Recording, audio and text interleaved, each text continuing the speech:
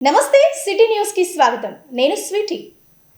జిల్లాలోని ఆదోని సమీపంలో ఉన్న పాండవగల్లు గ్రామం వద్ద కర్ణాటక ఆర్టీసీ బస్సు 2 బైకులను ఢీకొన్న ఘటనలో 5గురు దుర్మరణం పాలయ్యారు. సంఘటన స్థలాన్ని జిల్లా ఎస్పీ విక్రాంత్ పాటిల్ సందర్శించి ఘటన వివరాలను అడిగి తెలుసుకున్నారు. కర్నూలు జిల్లా ఆదోని మండలం పెద్ద తుంబలం పోలీస్ స్టేషన్ పరిధిలోని పాండవగల్లు గ్రామం జాలిమంచ క్రాస్ వద్ద ఘోర రోడ్డు ప్రమాదం జరిగిన సంఘటనా స్థలాన్ని కర్నూలు జిల్లా ఎస్పీ విక్రాంత్ పాటిల్ మంగళవారం పరిశీలించారు. ఈ ప్రమాదంలో 2 బైకులను Karnataka RTC KA 37F0711 number గల బస్సు ఢీకొంది. ఈ ప్రమాద ఘటనా స్థలంలో 4 మృతి చెందారు. చికిత్స పొందుతూ మరొకరు మృతి చెందారు. ఒక బైక్పై వెళ్తున్న వారిని ఈరన్న ఆదిలక్ష్మి దంపతులుగా గుర్తించారు. అలాగే మరో బైక్పై వెళ్తున్న వారిని కర్ణాటక రాష్ట్రం మాన్వి ప్రాంతానికి చెందిన దంపతులు ఏమాద్రి నాగరత్న వారి కుమారుడు దేవరాజుగా గుర్తించారు. ఆదోని గవర్నమెంట్ జనరల్ హాస్పిటల్కు మృతదేహాలను తరలించారు. ప్రమాద కారణాలపై జిల్లా ఎస్పీ విక్రాంత్ పాటిల్ ఆరా తీశారు. రోడ్డు ప్రమాదాలు నివారించేందుకు తీసుకోవాల్సిన చర్యలపై పోలీసు అధికారులకు తగు ఆదేశాలు జారీ చేశారు. ఈ సందర్భంగా జిల్లా ఎస్పీ విక్రాంత్ పాటిల్ మాట్లాడుతూ వాహనదారులు రహదారి భద్రతా నిబంధనలు పాటించాలని అన్నారు. వాహనాలు నడిపే సమయంలో సురక్షితంగా క్షేమంగా గమ్యాలను చేరుకోవాలని తెలిపారు. నగరపాలక సంస్థ కల్పిస్తున్న వినియోగించుకోని దుకాణాలు, వాణిజ్య సముదాయాల యాజమాన్యాలు బకాయి పడ్డ పనులను వెంటనే చెల్లించాలని నగరపాలక సంస్థ కమిషనర్ రవీంద్రబాబు సూచించారు. ఈ మేరకు ఆర్థిక సంవత్సరం ముగుస్తున్న నేపథ్యంలో పన్నులు చెల్లించని వాణిజ్య సముదాయాల వద్ద నగరపాలక సంస్థ అధికారులు శాంతియుత నిరసన కార్యక్రమాన్ని నిర్వహించారు. కర్నూలు నగరపాలక సంస్థ సౌకర్యాలను ఉపయోగించుకుంటూ పన్నులు చెల్లించని బకాయిదారులపై నగరపాలక సంస్థ కొరడా ఝుళిపించింది. ఆర్థిక సంవత్సరం ముగుస్తున్న నేపథ్యంలో పేరుకుపోయిన లక్షల రూపాయల బకాయిలు రాబట్టేందుకు మున్సిపల్ కమిషనర్ రవీంద్రబాబు, అదనపు కమిషనర్ ఆర్జవి కృష్ణ వినూత్న కార్యక్రమానికి నాంది పలికారు. స్థానిక అబ్దుల్ఖాన్ ఎస్టేట్లోని డ్రస్ సర్కిల్ వాణిజ్య సముదాయానికి సంబంధించి 6.79 లక్షల బకాయిలను చెల్లించకపోవడంతో మంగళవారం డ్రస్ సర్కిల్ ఎదుట అదనపు కమిషనర్, రెవెన్యూ అధికారులు శాంతియుత నిరసనగా వ్యక్తం చేశారు. తక్షణమే బకాయిలు చెల్లించకపోతే నగరపాలక సంస్థ నుండి పొందుతున్న సదుపాయాలన్నీ ఆపేస్తామని అధికారులు యాజమాన్యాన్ని హెచ్చరించారు. దీంతో స్పందించిన యాజమాన్యం సాయంత్రంలోపు బకాయిలను చెల్లిస్తామని లిఖిత పూర్వక లేఖను ఇవ్వగా అధికారులు నిరసనను ఉపసంహరించుకున్నారు. అదేవిధంగా మేడం కాంపౌండ్ వాణిజ్య సముదాయాలకు సంబంధించి 5.57 లక్షల రూపాయల బకాయిలను తక్షణమే చెల్లించాలని, లేనిచో తదుపరి చర్యలు తీసుకుంటామని యజమాని ఎం ఉత్తమ్ కుమార్ను సైతం హెచ్చరించారు. ఈ సందర్భంగా నగరపాలక సంస్థ కమిషనర్ రవీంద్రబాబు మాట్లాడుతూ నగరపాలక సంస్థ నుంచి సౌకర్యాలను పొందుతున్న దుకాణాలు, వాణిజ్య సముదాయాల యాజమాన్యాలు బకాయి పడ్డ పన్నులను వెంటనే చెల్లించి నగర అభివృద్ధికి సహకరించాలని సూచించారు. కార్యక్రమంలో ఆర్ఓ జునైద్, రెవెన్యూ ఇన్స్పెక్టర్లు భార్గవ్, తిప్పన్న, ఆర్ రాజు తదితరులు పాల్గొన్నారు. కర్నూలు నగర ప్రజలకు, ముఖ్యంగా కర్నూలు నగరంలో ఆస్తులు, భూములు, బిల్డింగులు, ఇళ్ళు కలిగినటువంటి యజమానులకు విజ్ఞప్తి. మీరు నగరపాలక సంస్థకు చెల్లించవలసినటువంటి ఇంటి పన్నులు, కొళాయి పన్నులు, ఇతరత్ర ట్రేడ్ లైసెన్సులు ఏవైతే చెల్లించాలో వాటన్నింటినీ తప్పనిసరిగా ఆర్థిక సంవత్సరం ముగిసేలోగా, అనగా మార్చి 31వ తేదీలోగా చెల్లించి రసీదు పొందండి. ఆలస్యమైన ప్రతి నెలకు 100కి 2 రూపాయల చొప్పున ఆలస్యపు రుసుము అసలుతో పాటు వసూలు చేయబడుతుంది. కాబట్టి అది భారం అవుతుంది మీకు. తక్షణమే మీ బకాయిలన్నింటినీ కూడా చెల్లించి రసీదు పొందవలసిందిగా విజ్ఞప్తి చేస్తున్నాము. మీరు ఆన్లైన్ ద్వారా పే చేయవచ్చును, అంటే చెల్లించవచ్చును. లేదా నగదు రూపంలో చెల్లించాలంటే కార్పొరేషన్ కార్యాలయంలో లేదా మీ సచివాలయంలో మీరు వెళ్ళి చెల్లించి రసీదు తీసుకోవాల్సిందిగా విజ్ఞప్తి చేస్తున్నాను. ప్రజలందరూ అర్థం చేసుకోండి. కార్పొరేషను మీకు అందించేటువంటి సేవలకి చాలా ఆర్థిక భారం ఉంది. ముఖ్యంగా ప్రతిరోజు మీకు పరిశుభ్రత చేసి పెట్టాలంటే పనిచేసేటువంటి పారిశుద్ధ్య పనివారులకు జీతభత్యాలు చెల్లించాలి. సేకరించినటువంటి చెత్త వ్యర్థ పదార్థాలని మన కార్పొరేషన్కు దూరంగా తరలించడానికి మీ వీధుల నుంచి సేకరించి ట్రాన్స్పోర్ట్ చేయడానికి, రవాణా చేయడానికి వాడేటువంటి అన్ని రకాల వాహనాలు, పుష్ కార్ట్లు కావచ్చు, వీల్ బరోస్ కావచ్చు, ట్రాక్టర్లు, టిప్పర్లు, జేసీబీలు, మినీ కాంపాక్టర్లు, బిగ్ కాంపాక్టర్లు, ఆటోలు, ఇట్లా రకరకాల వాహనాలను వినియోగించినప్పుడు వాటికి అయ్యేటువంటి ఇంధనపు ఖర్చులు, ఆయిల్ ఖర్చులు, అదేవిధంగా వాటికి వచ్చేటువంటి రిపేర్ల నిమిత్తం చేయాల్సిన పనులు, స్పేర్ పార్ట్స్ ఏర్పాటు చేయటం, ఇట్లా రకరకాల పనుల నిమిత్తం చాలా ఖర్చు ఉంటుంది, డబ్బు అవసరం ఉంటుంది.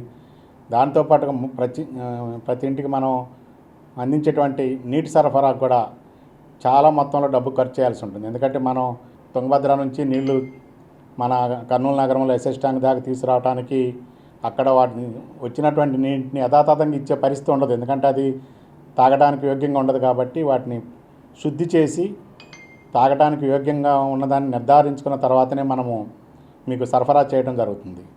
అందువల్ల నదిలో నుంచి తీసుకున్నటువంటి నీటిని శుద్ధి చేయడానికి, మరి పంపింగ్ చేయడానికి ప్రతి దశలో కూడా మనకి చాలా ఖర్చుతో కూడినటువంటి విషయం మీ అందరూ అర్థం చేసుకోవాలి. నెలకు అట్లా అనుకున్నా కూడా, తక్కువలో తక్కువ అనుకున్నా కూడా 15,000 లీటర్లు ప్రతి ఇంటికి నీరు చేరుతుంది. చాలా తక్కువ వచ్చింది అనుకుంటే కూడా. అంటే మీరు తాగడానికి, వంట చేసుకోవడానికి, బాత్రూము కోసము, బట్టలు ఉతుకోవడానికి, అన్ని గృహావసరాలు అన్నింటికి కూడా మీరు చూస్తే ఈ నీళ్ళే ఇస్తున్నాము. సో అంత వ్యయంతో కూడి, ప్రయాసతో కూడి ఇచ్చినటువంటి నీరుకి 100 రూపాయలు అనేది చాలా చాలా తక్కువ. ఈ రోజుల్లో ఒక చిన్న ఇంత టీ గ్లాసు తీసుకొని టీ స్టాల్ దగ్గర పోయి టీ అడిగితే 10 రూపాయలు లేనిదే టీ ఇవ్వట్లేదు. మీరు చూడండి, ఎంత 3 సిప్పులు వస్తాయి. ఒకసారి గట్టిగా తాగితే, వేడి లేనప్పుడు చల్లారిన తర్వాత టీ తాగితే ఆ గ్లాసులో అది 3 సార్లు ఇట్లా అనగానే అయిపోతుంది. అటువంటి దానికి 10 రూపాయల్లో మనం నీళ్ళు ఎన్ని లీటర్ల నీళ్ళు తీసుకున్నాము, ఎంతగా, ఇంకా దీనికన్నా తక్కువ ఇవ్వాలంటే ఇచ్చే పరిస్థితి లేదు. ఇవ్వచ్చు, కానీ ప్రజలకు ఇతర సౌకర్యాలన్నీ కొరత ఏర్పడుద్ది. మీ కాలనీల్లో రోడ్లు రావడానికి బడ్జెట్ సరిపోదు, డ్రైనేజ్ ఏర్పాటు చేయడానికి బడ్జెట్ సరిపోదు, ఇతర ఏదన్నా అభివృద్ధి చేయాలంటే కూడా నిధులు అవసరమే కదా. వీటన్నింటిని బ్యాలెన్స్ చేసుకోవాలి. నగరంలోని ఎన్ఆర్పేటలో ఉన్న శ్రీ లక్ష్మీ పాఠశాల పేరును ఏ విద్యా సంస్థ వినియోగించుకున్నా చట్టపరమైన చర్యలు తీసుకుంటామని శ్రీ లక్ష్మీ పాఠశాల కరెస్పాండెంట్ సర్వేపల్లి శేషన్న హెచ్చరించారు. ఈ మేరకు శ్రీ లక్ష్మీ పాఠశాలలో ఆయన పాఠశాల డైరెక్టర్ దీక్షిత్, కార్యదర్శి అరుణశ్రీతో కలిసి విలేకరుల సమావేశం నిర్వహించారు.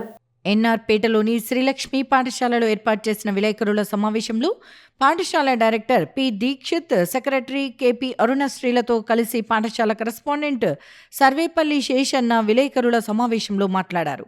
ఈ సందర్భంగా ఆయన మాట్లాడుతూ శ్రీలక్ష్మి విద్యా సమాజం మరియు శ్రీలక్ష్మి విద్యా సంస్థలు గత ఏడాది జూన్ 1వ తేదీన పూర్తిగా తమకు స్వాధీనపరచడం జరిగిందని, 2024-25 విద్యా సంవత్సరం నుంచి మా యాజమాన్యం క్రింద పాఠశాలను నడుపుతున్నాము అని ఆయన తెలిపారు. శ్రీలక్ష్మి విద్యా సంస్థల director P Dikshit, correspondent P Seshanna మరియు సెక్రటరీ కెపి అరుణశ్రీలకు మాత్రమే ఈ పాఠశాలలపైన మరియు సొసైటీ పైన సర్వ హక్కులు ఉన్నాయని వివరించారు. అయితే క్రెడో ద స్కూల్ యాజమాన్యం తమ శ్రీలక్ష్మి పాఠశాలల పేర్లను అనైతికంగా వాడుకుంటూ సోషల్ మీడియాలలో Srilakshmi credo the school a unit of Srilakshmi school పేరుతో అడ్మిషన్ల కోసం పోస్టులు పెడుతున్నారని తెలిపారు. శ్రీలక్ష్మి క్రెడో ద స్కూల్ అనే పేరు పైన కానీ, ఏ యూనిట్ ఆఫ్ శ్రీలక్ష్మి స్కూల్స్ పేరుతో కానీ ఎలాంటి గవర్నమెంట్ గుర్తింపు లేదని వివరించారు. ఇది పూర్తిగా అనైతికం మరియు చట్టరీత్యా నేరమని తెలిపారు. విద్యార్థుల తల్లిదండ్రులను, ప్రజలను తప్పుదోవ పట్టించే విధంగా తమ పాఠశాలకు మా శ్రీలక్ష్మి పాఠశాలల పేర్లు మరియు శ్రీలక్ష్మి విద్యా సమాజం పేరును జోడించి ప్రచారం చేస్తున్నారని, విద్యార్థుల తల్లిదండ్రులు, కర్నూలు నగర ప్రజలు తప్పుడు ప్రచారాలకు మోసపోవద్దని కోరారు. శ్రీలక్ష్మి సమాజం మరియు శ్రీలక్ష్మి పాఠశాలల పేరును క్రెడో ద స్కూల్ యాజమాన్యం వాడుకున్నట్లయితే ఆ యాజమాన్యం పైన చర్యలు తీసుకుంటామని తెలిపారు. 1991లో స్కూల్ స్థాపించడం జరిగింది. దాన్ని ఇప్పటికి కూడా కొనసాగిస్తున్నాము. అయితే మా అబ్బాయి మా దగ్గరికి వచ్చిన తర్వాత అతని యొక్క చదువును పూర్తి చేసుకొని మా దగ్గరకు వచ్చిన దానికి ఒక శ్రీలక్ష్మి విద్యా సమాజం అనే సంస్థని టేక్ ఓవర్ చేసి అప్పచెప్పడం జరిగింది. మా అబ్బాయి శ్రీలక్ష్మి విద్యా సంస్థని చూస్తుంటాడు. అయితే రీసెంట్గా మేము తీసుకున్న తర్వాత కొన్ని శుద్రశక్తులు, అనైతిక విలువలు లేనటువంటి వాళ్ళు శ్రీలక్ష్మి విద్యా సమాజంలో ఉన్నటువంటి శ్రీలక్ష్మి స్కూల్ యొక్క పేరును వాడుకొని తప్పుదోవ పట్టిస్తున్నారు పబ్లిక్ని. కాబట్టి దయచేసి వాళ్ళ మీద మేము ఖచ్చితంగా చట్టపరంగా చర్యలు తీసుకుంటామని కూడా సభాముఖంగా పాత్రికేయ ముఖంగా కూడా మేము తెలియజేస్తున్నాం. అలాగే దీనికి సంబంధించినటువంటి ఇన్ఫర్మేషన్ అంతా కూడా డిఓ గారికి సబ్మిట్ చేయడం జరిగింది.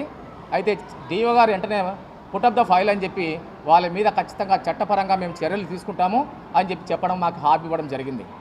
ఇదే కాకుండా కొన్ని 10th క్లాస్ అతనికి క్రెడోకి రికగ్నిషన్ వచ్చిండేది ఎప్పుడు వచ్చింది, నవంబర్లోనో డిసెంబర్లోనో వచ్చింటుందండి. అయితే 10th క్లాస్ ఎగ్జామినేషన్కి నామినల్ రోల్ ఫార్వర్డ్ చేశారు క్యాండిడేట్స్ని. మరి ఎటు నుంచి ఫార్వర్డ్ చేస్తారంటే టీసీ లేకుండా స్టూడెంట్స్ లేకుండా 140 మంది స్టూడెంట్స్ని ఫార్వర్డ్ చేస్తారు. ఎలా చేస్తారు వాళ్ళు? వాళ్ళకి రికగ్నిషన్ లేకుండా పోనీ ఆ టీసీలన్నీ మా శ్రీలక్ష్మి స్కూల్లో ఉన్నాయి. గతంలో మా దగ్గర ఉన్నారు పిల్లలందరూ కూడా. అయితే ఆ టీసీలు తీసుకుపోయి అడ్మిషన్ చేసుకోవాలి. ఎప్పుడు చేసుకోవాలి? మేము టీసీ ఇచ్చిన తర్వాత అడ్మిషన్ చేసుకోవాలి. టీసీలన్నీ మా దగ్గర ఉన్నాయి. కానీ 140 మంది స్టూడెంట్స్ ఫీజులు కట్టి బోర్డుకి ఎగ్జామినేషన్ బోర్డుకి ఫార్వర్డ్ చేయడం జరిగింది. ఇది ఎంత అన్యాయం అంటే చట్టానికి వ్యతిరేకంగా చేయడం అనేది. ఈ విషయం ఫ్రీక్వెంట్గా నంబర్ ఆఫ్ టైమ్స్ రిపీట్ చేశాం, టీసీలు తీసుకుపోండి అని చెప్పి. అయితే నిమ్మకు నీరెట్టినట్లుగా ఉండి వాళ్ళు టీసీలు తీసుకోకుండా ఎస్ఐసి ఎగ్జామినేషన్ బోర్డుకి స్టూడెంట్స్ని ఫార్వర్డ్ చేయడం జరిగింది. కాబట్టి దీని పట్ల ప్రభుత్వం కూడా చర్య తీసుకోవాలని చెప్పి పాత్రికేయ ముఖంగా అందరూ కూడా తెలియజేస్తున్నాం. పాత్రికేయ సోదరులకు అందరికీ ఒక విజ్ఞప్తి అండి. క్రెడో స్కూల్స్కి శ్రీలక్ష్మి స్కూల్స్కి ఎటువంటి సంబంధం లేదు. వాళ్ళు మా పేరు అనైతికంగా వాడుకుంటున్నారు. దీని పట్ల మీరు అందరూ సానుకూలంగా స్పందించి ప్రభుత్వము, ప్రజలు, పాత్రికేయ మిత్రులు మాకు సహకరించవలసిందిగా కోరుతున్నాం. వాళ్ళు క్రెడో స్కూల్ పెట్టుకొని వాళ్ళు చేసుకుంటే మేము ఏమాత్రం అబ్జెక్షన్ చెప్పమండి. మాకు ఎలాంటి అభ్యంతరం లేదు. ఇంటింటికి సందుకి వీధికి ఇంట్లో గూడుకి క్రెడో స్కూల్ రాసుకోమనండి, మాకు సంబంధం లేదు. కానీ మా శ్రీలక్ష్మి విద్యాసంస్థలను ఎక్కడైనా ఉపయోగించినట్లయితే వారి పట్ల ఖచ్చితంగా చట్టపరంగా చర్య తీసుకోవడం జరుగుతుంది. సో మేము ఈ శ్రీలక్ష్మి సంస్థలను మార్చ్ 22, 2024 ఎంఓయూ చేసుకోవడం జరిగింది వాళ్ళతో. ఈ ఎంఓయూ అర్థం ఏమిటంటే ఈ స్కూల్ని వాళ్ళు మాకు అప్పగిచ్చేస్తున్నట్లు ఈ ఎంఓయూ చేసుకోవడం జరిగింది. దాని తర్వాత 14 ఏప్రిల్ 2024లో మేమందరము సర్వేపల్లి వాళ్ళము దాంట్లో సభ్యులుగా చేరడం జరిగింది. పాత సభ్యులు ఎవ్వరూ దాంట్లో లేరు. స్కూల్ను మాకు ఈ శ్రీలక్ష్మి విద్యా సంస్థలను మాకు జూన్ 1, 2024 నుంచి పూర్తిగా అప్పగించడం జరిగింది. విద్యార్థులను సమాజానికి ఉపయోగపడే పౌరులుగా తీర్చిదిద్దడంలో మహిళా ఉపాధ్యాయుల పాత్ర ఎంతో కీలకమైందని శ్రీ లక్ష్మీ విద్యా సమాజం కార్యదర్శి అరుణశ్రీ అన్నారు. ఈ మేరకు నగరంలోని ఎన్ఆర్పేటలో ఉన్న శ్రీ లక్ష్మీ హైస్కూల్లో అంతర్జాతీయ మహిళా దినోత్సవ వేడుకలను ఘనంగా నిర్వహించారు. నగరంలోని ఎన్ఆర్పేటలో ఉన్న శ్రీలక్ష్మి హైస్కూల్లో ప్రపంచ మహిళా దినోత్సవ వేడుకలను ఘనంగా నిర్వహించారు. ఈ సందర్భంగా జరిగిన కార్యక్రమంలో శ్రీలక్ష్మి విద్యా సమాజం కార్యదర్శి శ్రీమతి అరుణశ్రీ, డైరెక్టర్ దీక్షిత్ తదితరులు పాల్గొన్నారు. ఈ సందర్భంగా శ్రీలక్ష్మి హైస్కూల్లో పనిచేస్తున్న మహిళా ఉపాధ్యాయులను అంతర్జాతీయ మహిళా దినోత్సవం సందర్భంగా సన్మానించారు. అనంతరం శ్రీలక్ష్మి విద్యా సమాజం కార్యదర్శి శ్రీమతి అరుణశ్రీని పాఠశాల మహిళా ఉపాధ్యాయులు ఘనంగా సన్మానించారు. ఈ సందర్భంగా జరిగిన కార్యక్రమంలో శ్రీలక్ష్మి విద్యా సమాజం కార్యదర్శి శ్రీమతి అరుణశ్రీ, డైరెక్టర్ దీక్షిత్ తదితరులు మాట్లాడుతూ మహిళలందరికీ అంతర్జాతీయ మహిళా దినోత్సవ శుభాకాంక్షలు తెలిపారు. ముఖ్యంగా విద్యార్థులను సమాజానికి ఉపయోగపడే పౌరులుగా తీర్చిదిద్దటంలో మహిళా ఉపాధ్యాయుల పాత్ర ఎంతో గొప్పదని తెలిపారు. మహిళలు తాను ఎంచుకున్న రంగాలలో ఆకాశమే హద్దుగా ఎదగాలని వారు ఆకాంక్షించారు. ప్రస్తుతం మహిళలు అన్ని రంగాలలో పురుషులతో సమానంగా రాణించడం అభినందనీయమని తెలిపారు. సపరేట్గా ఉమెన్స్ డే అనేది చేసుకుంటున్నారు. రోజు మీరే కదా, మన సపరేట్ అందుకు అంతే కదా sir. Anyways, jokes apart, thank you all the women for running this world, making everything happen. We are forever indebted to you. మీరు ఉన్న వాళ్ళని మేము ఎప్పుడు తీర్చుకోలేమండి. that we are accepting.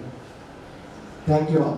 ఆనాడు గార్గి, మైత్రేయి, ఝాన్సీ లక్ష్మీబాయి, రుద్రమాదేవి, జిజియాబాయి మున్నగు వారు ఇంకా క్షిపణి ప్రయోగశాలలో శివశక్తి మూర్తి మనులైన మహిళా శాస్త్రవేత్తలు మరియు ఒక సునీత విలియమ్స్, భారతదేశ మొదటి పౌరురాలు రాష్ట్రపతి శ్రీమతి ద్రౌపది ముర్ము, కేంద్ర ఆర్థిక మంత్రి నిర్మలా సీతారామన్, క్రీడా రంగంలో దేశ ప్రతిష్టను నిలిపిన సింధు హర్మన్ ప్రీతి కౌర్ ఇలాంటి ఎందరో క్రీడాకారులు, రక్షణ రంగంలో కిరణ్ బేడి, ఇంకా మన పాఠశాలల అధినేత్రి శ్రీమతి వి అరుణశ్రీ గారు వంటి వీరందరినీ ఆదర్శప్రాయంగా తీసుకుంటూ సహనము, నిదానము, త్యాగము, పాతివ్రత్యము, మాతృత్వము, వీరత్వము, ధీరత్వము వంటి సుగుణాలతో ప్రతి ఒక్క మహిళ మున్ముందు అన్ని రంగాలలో విజయ పదంలో నడవాలని ఆకాంక్షిస్తూ నీ మాటుగా కనులు విప్పారకపోతే ఈ భూమికి తెలవారదుగా. భగవద్గీతను విన్నా, పారాయణం చేసినా సకల శుభాలు కలుగుతాయని గీతా ప్రచార సంఘం అధ్యక్షుడు డివి రమణ అన్నారు. ఈ మేరకు నగరంలోని సంకల్బాగ్లో ఉన్న గీతా ప్రచార ధామంలో ఏకాదశి సందర్భంగా సంపూర్ణ భగవద్గీత పారాయణ కార్యక్రమాన్ని నిర్వహించారు.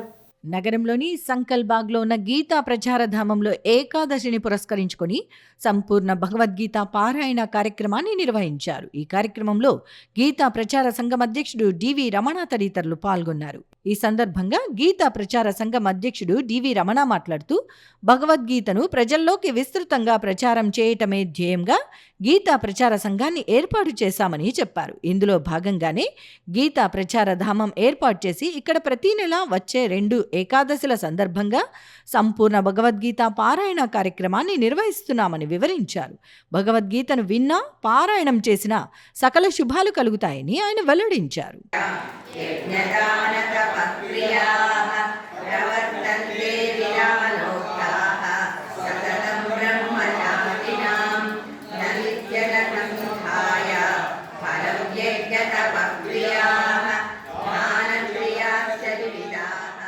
నగరంలోని పాత బస్టాండ్లో ఉన్న దక్షిణ షిరిడి సాయిబాబా ఆలయంలో ఈ నెల 13వ తేదీ సాయంత్రం హోలీ పండుగ వేడుకలను ఘనంగా నిర్వహిస్తున్నట్లు సాయి సంఘ్ సేవక్ మహాబలేశ్వర్ తెలిపారు.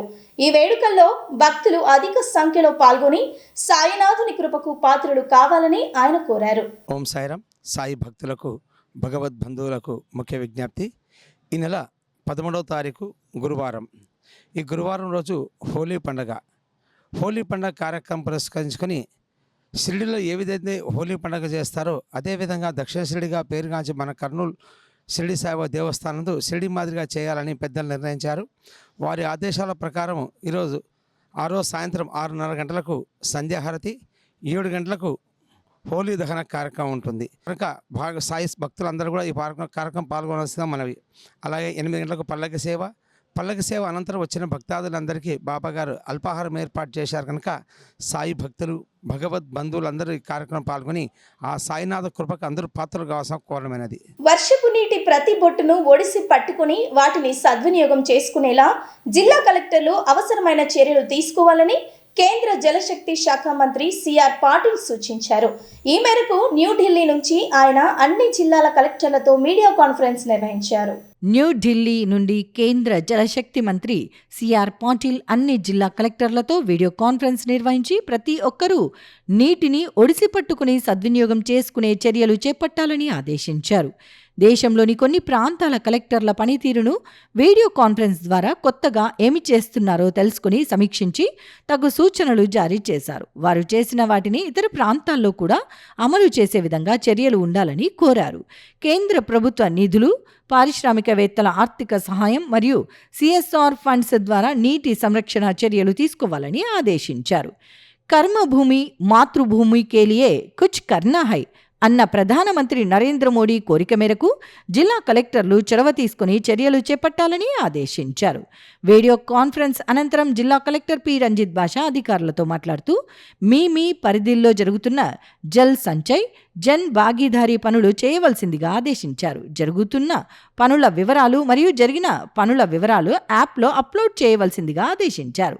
ఈ సందర్భంగా జ్వామా ప్రాజెక్టు డైరెక్టర్కు farm ponds, dugout ponds, check డ్యాంలు, అమృత సరోవర్, పర్కులేషన్ ట్యాంకులు తదితర పనుల వివరాల నివేదిక కలెక్టర్కు అందజేయవలసిందిగా ఆదేశించారు. RWSSCని borewell recharge structures, community soak pit తదితర పనుల వివరాల నివేదిక కలెక్టర్కు అందజేయవలసిందిగా ఆదేశించారు. ఎస్సీ ఇరిగేషన్ను, చెరువులు, మైనర్ డ్యాంల పునరుద్ధరణకు చేపడుతున్న పనులు తదితర వివరాల నివేదిక కలెక్టర్కు అందజేయవలసిందిగా ఆదేశించారు. కలెక్టర్ క్యాంపు కార్యాలయంలో జరిగిన ఈ వీడియో కాన్ఫరెన్స్ సమావేశానికి trainee collector Challa Kalyani, RWSSE Nageswara Rao, PD DWAMA Venkataramanaiah, irrigation SE Dwarakanath Reddy, DD ground water Srinivasa Rao పాల్గొన్నారు. కర్నూలు జిల్లా ఆదోని మండలం పాండవగల్లు రోడ్డు ప్రమాద ఘటనపై రాష్ట్ర పరిశ్రమలు, వాణిజ్యం, ఫుడ్ ప్రాసెసింగ్ శాఖ మంత్రి టీజీ భరత్ తీవ్ర దిగ్భ్రాంతి వ్యక్తం చేశారు. ఘటనపై జిల్లా కలెక్టర్తో మాట్లాడి వివరాలను అడిగి తెలుసుకున్నారు. మృతుల కుటుంబాలకు ఆయన ప్రగాఢ సానుభూతిని తెలిపారు. ప్రముఖ వస్త్ర వ్యాపార సంస్థ జీవి మాల్ వ్యాపారాలతో పాటు సేవా కార్యక్రమాలు నిర్వహించడం అభినందనీయమని ఆరోగ్య భారతి కార్యదర్శి స్వప్న అన్నారు. ఈ మేరకు నగరంలోని జీవి మాల్లో జరిగిన అంతర్జాతీయ మహిళా దినోత్సవ కార్యక్రమంలో ఆమె పాల్గొన్నారు. నగరంలోని జీవి షాపింగ్ మాల్లో మహిళా దినోత్సవ వేడుకలను ఘనంగా నిర్వహించారు.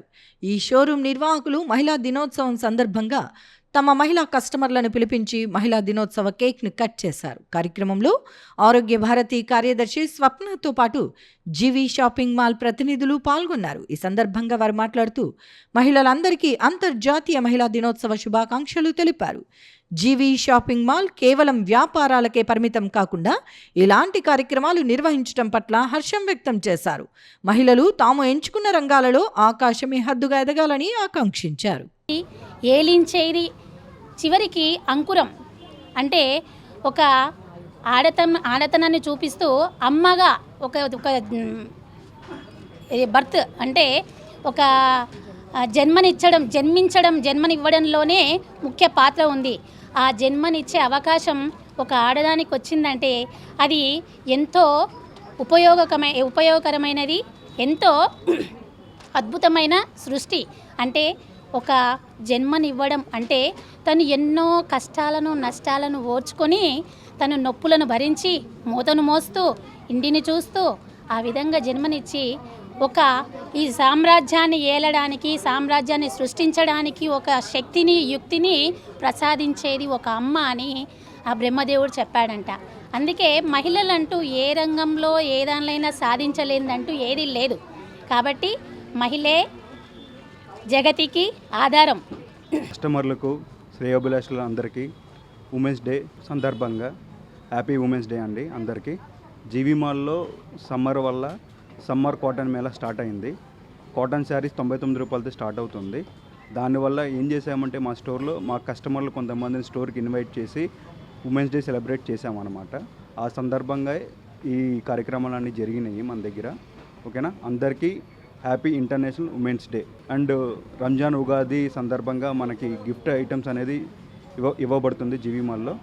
అందరూ వచ్చి మా జీవి మాల్ షాపింగ్ చేయాల్సిందిగా కోరుతున్నాము. ఇవి వాటి సిటీ న్యూస్. తిరిగి రేపటి సిటీ న్యూస్లో మళ్ళీ కలుద్దాం.